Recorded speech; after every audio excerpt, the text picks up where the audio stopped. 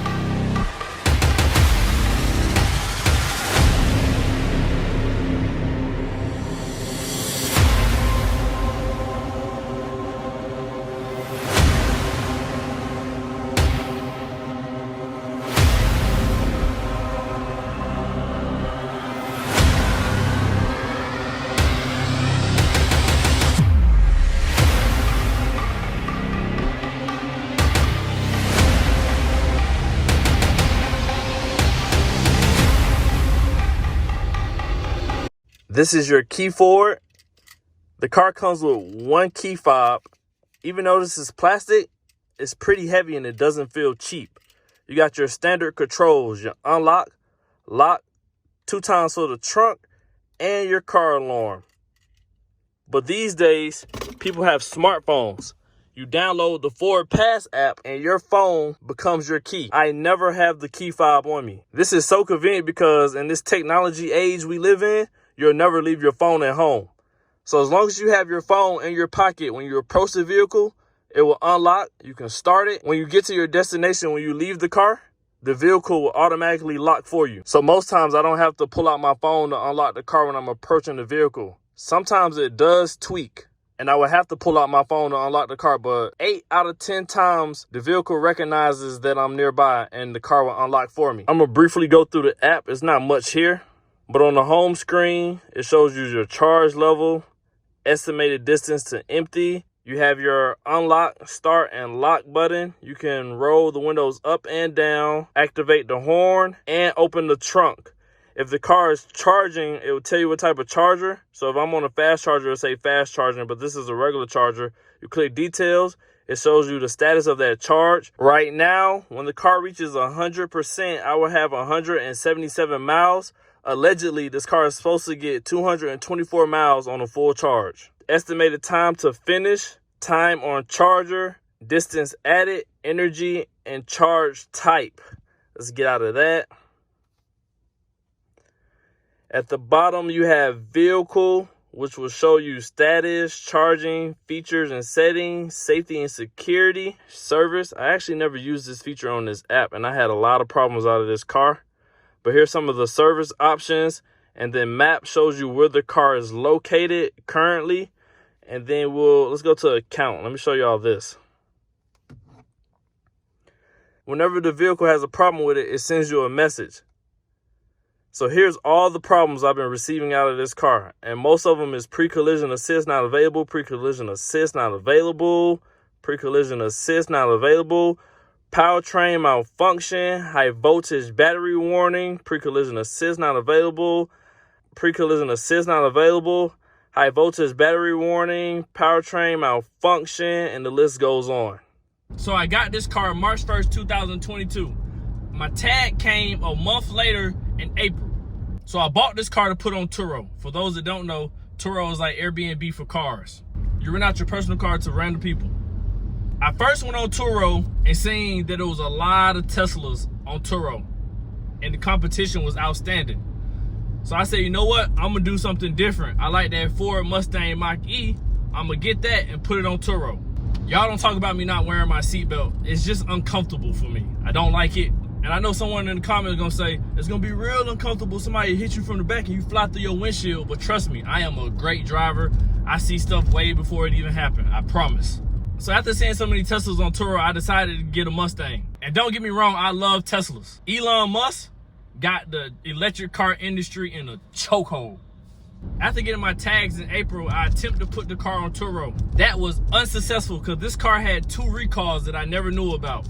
Turo gets reports from NHTSA. NHTSA is the National Highway Traffic Safety Administration. These are the people that tells you about all the safety issues with your car and on the street. So the 2 recalls I had was the windshield needed to be resealed and the panoramic roof needed to be resealed. Every issue I had with this car, I took it to the Ford in Lithia Springs. That's the only dealership I've been dealing with. It takes Ford 2 months to reseal the windshield and the panoramic roof. I'm thinking they were just gonna take a hot glue gun and go around the windshield and the panoramic roof, but it was nothing like that. After they get the windshield and the panoramic roof resealed, I get the car back in May. It takes NHTSA another month to clear the recall that the issue has been fixed. Now we're in June. As I'm waiting for the system to update that the recall has been fixed, I get a warning message that pops up on the dashboard that says your pre-collision assist is not available and your front camera service needs to be required. This car is basically a computer. So I take it to the dealership, they plug it up and basically just reprogram the system and delete the code out. The dealership takes approximately 2 weeks to fix that issue. Most of the time when my car was sitting up there, it wasn't being worked on because the electrician wasn't there. This is a fully electric car. Still in June, another recall comes out about this car. It was in the news that Ford has to recall over half of the Mustang Mach-E fleet. This recall was a battery malfunction, saying that your car could potentially cut off while you're driving. This is another safety issue, and NHTSA notifies Turo that this car has a recall. This time it's a simple fix. Ford said it's an update that they're going to send to the car and it won't be available until July. I take the car back to the Ford in Lithia Springs in July. They update the car. While it's there for that update, I tell them that the front camera and pre-collision service required is displaying on the dashboard again. The dealership tells me they ordered a new sensor for this car. This takes about 2 weeks for them to fix the update and the pre-collision assist and front camera service required. I get my car back and it takes another month for NHTSA to update the system that that battery malfunction has been fixed. I officially get the car listed on Turo in September. The first couple of days I received 3 bookings. I'm excited because it was doing exactly what I expected it to do. Just to get a feel for it and how the app works, I had it listed on Turo for $84 a day.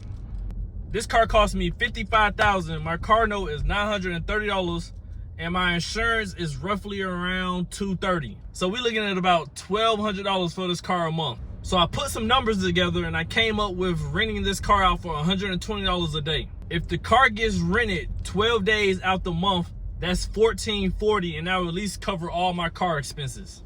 I had to raise the price to $120 a day because that $84 wasn't gonna cut it. People typically rent the car for 2 to 3 days. After those 3 bookings, I raised the price and it slowed down drastically. During one of those 3 bookings, a customer tells me that the pre-collision system, front camera, and now a battery malfunction error message has popped up on the dashboard. So in the month of October, when it wasn't being booked, I took it back to that same Ford in Lithia Springs to fix all of those issues. This time that battery malfunction wasn't a recall, so Turo didn't even know about it. On Turo, you can block off the days you don't want your car to be rented. I had absolutely no faith that this car was gonna get booked in October, so I didn't block off days. It spent the entire month of October in the shop and the first half of November. I'm thinking maybe because it's Ford's first step into the electric car industry, that's why it had so many problems. How as a manufacturer, you release a car that has this many issues? But I get it though, because when Tesla first came out, they had a lot of problems with their cars too. As of today, my pre-collision and front camera warning message still comes up even after Ford has swapped out the sensors, and I even tried wiping off the sensors and the front camera. That issue still pops up on the car today. It pops up, goes away, pops up, goes away constantly as I'm driving it. Appearance wise, it's a nice car, but it has a lot of performance issues. I get so much attention when I drive this car every day. I catch somebody pointing at it. Somebody pulls up next to me in the red light, asks me about the car. I swear to you, it's fully electric. I'm supposed to get 224 miles on a full charge. Back in March when I got it, at one time At 100%, I seen it at 301 miles at a full charge.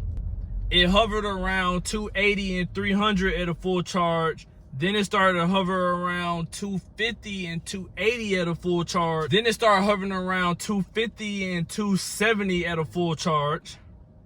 Since that battery malfunction in July, I haven't seen it anywhere above 200 miles at a full charge.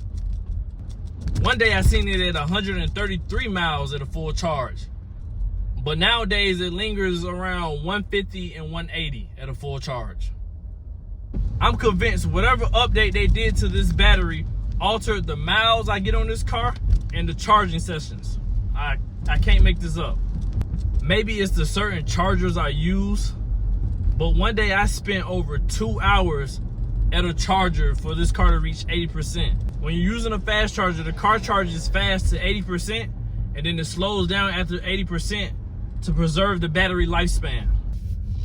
It has a few games on it that I really don't care too much about it. It doesn't have like the major streaming platforms like Netflix and Hulu. They just updated the system and added YouTube to it, so that's pretty cool.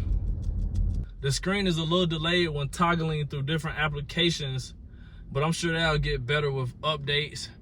It get updates probably like every 3 months so far. That's what I've clocked it at. This is the Mustang Mach-E Premium, which comes with a lot of upgrades like the full panoramic roof. I like that a lot. And Teslas, they have like a bar that separates the two glasses. That kind of throws off the aesthetics of the car. It has ambient lighting by the feet, so it lights up like a Maybach at night, and you can change the colors of it. Also, when you approach the vehicle at night, it illuminates the Mustang logo outside on the ground. That's pretty cool. It's a smooth ride. It doesn't handle well over bumps. Like when you go over speed bumps, potholes, you really feel it. It has one pedal driving like most electric cars, and this helps you get the most range out of your car. So basically, when you take your foot off the accelerator, the car stops. Using your brakes burns a lot of energy. I tell people it's just like the RC cars we used to play with when we was kids, and when you press forward on the analog, it'll go, and as soon as you come off that analog, the car stops. It's just like that. It has hands-free driving, which is mediocre, nothing like Tesla. On the street, it is terrible. It's hard for it to maintain lane. On the expressway, it is okay.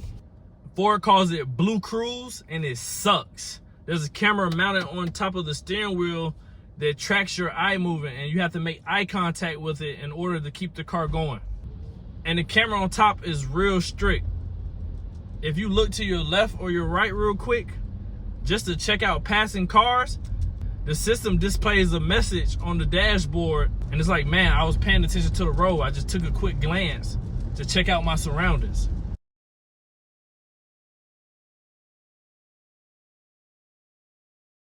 The amount of attention this car brings, I'm surprised it's doing so poor on Turo right now. There's people on Turos that have Audis, Maseratis, BMW i8s, all for 100 plus a day, and they're killing the game. All have over 500 bookings. So why does this car that gets so much attention doesn't get rented frequently on Turo? I have no clue. I've had a total of 4 bookings. The first 3 I mentioned, and then I got 1 booking after I raised the price. I'm not mad. I just made a bad business decision. I tried other rental car platforms like Get Around. Get Around told me that my car is too high end. They don't support it right now. They'll get back with me. So I'm like, all right, okay. Luckily, I'm in a financial situation where I can afford 2 cars. It's not like I put all my money into starting this Turo business. I was just exploring ways of creating passive income. That's what it's all about, passive income. So you can free up your time and do what you want to do. But I turned this car into my daily driver. So if and when it gets booked, I'll just hop back in my Scat. It has 3 drive modes. You have Whisper, Engage, and Unbridled. Whisper being the slowest, which is your daily cruising around the city. And then you got Unbridled, which is your sport, which is supposed to be the fastest. And it's just like your regular gas combustion car. If you're driving around in sport all day, your car is going to drink up a lot of gas. So if you put this in Unbridled, it's going to eat up a lot of your battery. For all the car enthusiasts out there, It has a propulsion sound, which gives you a driver feedback. So you put it in unbridled. You hear the sound? It gives you a little sound with the feeling that you're experiencing. Is it fast? 266 horsepower, 317 pound-feet of torque. And most electric cars, the torque is gonna always be the highest. Torque in electric cars is instant. I tell people all the time, when you walk into your bedroom, you flip on the light, how fast does that light come on? It's instant. When I step on the accelerator, it's instant. There's no delay like your gas car. But my boat of a car, talking about the Scat Pack, they call them boats because they're so heavy, is leaving this. Like your V6 Camaro, Charger, Challenger, Mustang, I'm leaving them. But not your fancy twin turbo M3 competition. That's a V6 with a lot of power. Most V8s, leaving this. All the fake V8s, I'm leaving them. Like your Grand Cherokee Summit, I'm leaving. Your V8 standard pickup truck, I'm leaving. I call them fake V8s because when you think V8, you normally think fast and it got a lot of power, but there's V8s out here that doesn't have no power. But y'all stay tuned, I'm gonna post a video of me racing my Scat Pack and my Mustang truck. One from a dig starting at 0 and a rolling race cruising at 40 miles per hour. From takeoff, this is gonna look like it's killing the Scat. Once that Scat get all that spinning out the way and it catches, it's gonna halt this down and take off on it. From on the rolling race, I'm not sure how that's gonna play out. I haven't done that one yet. And another thing, I need brakes on this car already. I don't know how. This is a brand new car and I need brakes on it. You can drive with one pedal, it's all about timing. But when I have to use the brake, the steering wheel vibrates real bad. I'm like, how do I need brakes on this already? I wanna know, is there anybody else that's been having all these problems out of their Mustang Mach-E? So if you have one, drop a comment and let me know, because I can't be the only person that's been experiencing this many problems out of this car. Ford, thumbs down. Would I recommend this car to someone? No way, Jose. Rodriguez, Hernandez, no way. If you're in the market for an electric car, go get something else. Stay away from this. Get a Tesla, and I know that Tesla interior is pretty trash, and even the outside is like panel gaps, but I'm pretty sure that would be way better than this. Get the Model S. I don't like the Model 3, Y, X. They're all ugly and trash. The Model S is the best one in my opinion. Lucid Air is another one. You get over 400 miles on a full charge. BMW just debuted their electric car. Mercedes EQS. Now that car is ugly. I'm disappointed in Mercedes.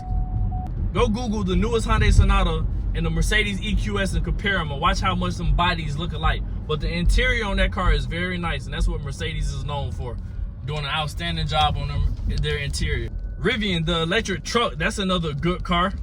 I invested a lot of money into their stock, so I hope Rivian does good, especially after Bezos bought a lot of shares, because Rivian make the Amazon delivery trucks. But from my personal experience, stay away from this. I would not recommend this to anyone. I'm on the verge of just trading this in and maybe getting a Model 3 to put on Turo. I'm not gonna get a Model S because that would be my personal car and I wouldn't rent that out. So maybe a Model 3. It has to be a car that has the whole phone set up as a key. That way I can manage the car, see where it's at, see everything about the car, all from my phone. Or maybe just giving up on this Turo dream. I don't know, man. I'm a real car enthusiast, so when I found out that I can rent cars out on Turo and they will pay for themselves, I was all in.